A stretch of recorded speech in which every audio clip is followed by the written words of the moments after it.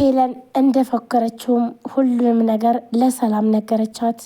ሄለን በጣም ተናዳባትና እንዲሁም ደግሞ ቃል እዛ ቆሻሻ ቦታ እኔን ለመመለስ ነው ወይ ሁለተኛ አይንሽን ማየት አልፈልግም ባለቻትም መሰረት በጣም ተናዳባትም ነገር ግን ደግሞ ሚስጥርሽን እንዳወቅኩ እንዳትረሺ ይህ ሚስጥርሽን አፈነዳዋለሁ በማለት ነበረ በጣም ተናዳ ጥላት ሄደች። ነገር ግን ደግሞ በጣም ስለተናደደችባትኝ ይህ ሚስጥሯን ለሰላም እንዳለ ትነግራታለች።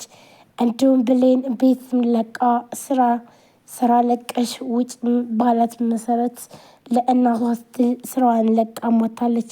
ነገር ግን አስደንጋጭና እንዲሁም ደግሞ አስፈሪ የሆነው ነገር ብሌን በር ላይ ልትወጣ ስትል ምን አጋጠማት? በጣም ከባድ ነገርም ተፈጠረ። ብሌን አሁን ላይ ለእናቷ ስትል በጣም ብዙ ዋጋ ብትከፍልም ነገር ግን ደግሞ እናቷ ለማምለጥ ብትሞክርም ሁሉም ነገር አልተሳካላትም። ዳግም ባደረገው ነገር በጣም ተጸጽቶና እንዲሁም ደግሞ ነገር ግን ይህን ነገር ማድረግ ስለነበረብኝ ነው ያደረግኩት የብሌን እናት እናም አንቺ መሞት የለብሽም በማለት ነው። አንቺ ሞትሽ ደግሞ ብሌን ስታዝንና ስትከፋ ማየት ስለማልፈልግ ነው።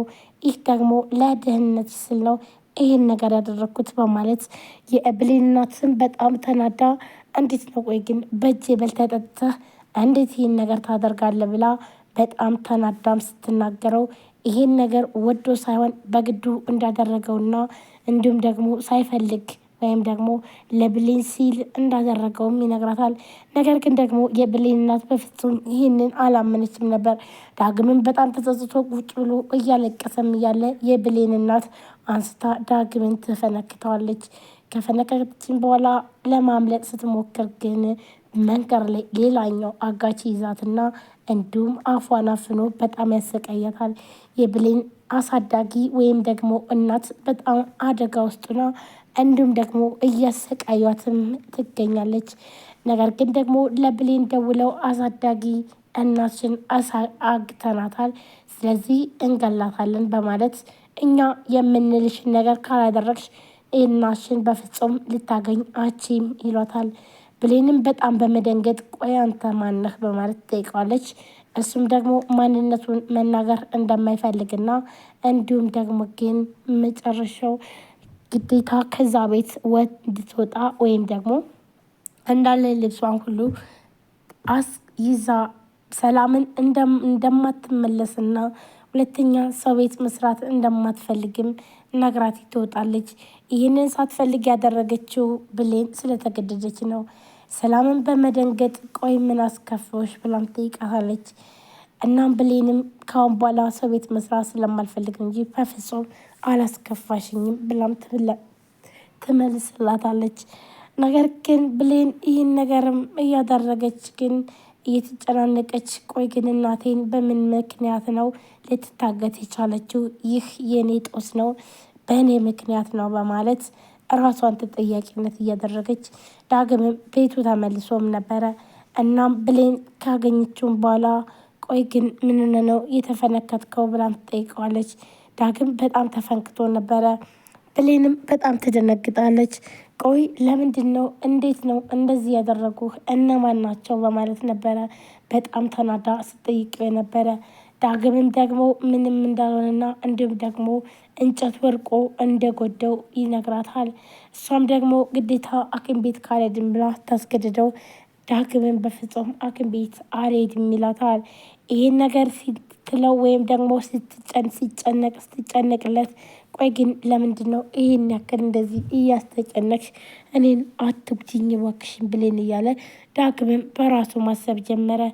አቶ ባህሉም ቃልን አንቆ ይዞ ቆይ ግን አንቺ ምን ስታደርጊ ነው ይህን ምስጢር ብሌን ሊሰማው የቻለችው በማለት ይጠይቃታል። ቃልም ደግሞ ለአንድ ጓደኛዬ ሳወራ ነበር የሰማችው በአጋጣሚ ሆኖ፣ ነገር ግን ደግሞ ምንም ነገር ከሆን እንዳትናገር አስጠንቅቄያታለሁ፣ ስለዚህ በፍጹም ልትናገር አትችልም፣ እናም ብሌን አትናገርም ትለዋለች። እሱ ችግር የለውም ዛሬ ቀን ወደ ማለትም ቤቱን ለቃ ትወጣለች። እናም እሷ አገሩንም አስለቅቃታለሁ፣ እሷንም ሆነ እናቷንም በፍጹም ካሁን በኋላ አታይም በማለት ነበረ አቶ ባህሉ የነገራ። አቶ ባህሉም ባዘዛት ምክንያት ቃልም ወደ ስራዋ ትመልሳለች። ሰላም ሰላም፣ ጤና ይስጥልን ውድና የተከበራችሁ የቻናል ቤተሰቦች እንዴት ናችሁ? ለዚህ ቻናል አዲስ የሆናችሁ ሰብስክራይብ፣ ላይክ፣ ሼር በማድረግ ቤተሰብ ነው። ቤተሰብ ሆናችሁን ከልብ ነው የማመሰግነው። ውድ ቤተሰቦቼ ዛሬም በአዲስ ቪዲዮ መጥቻለሁ።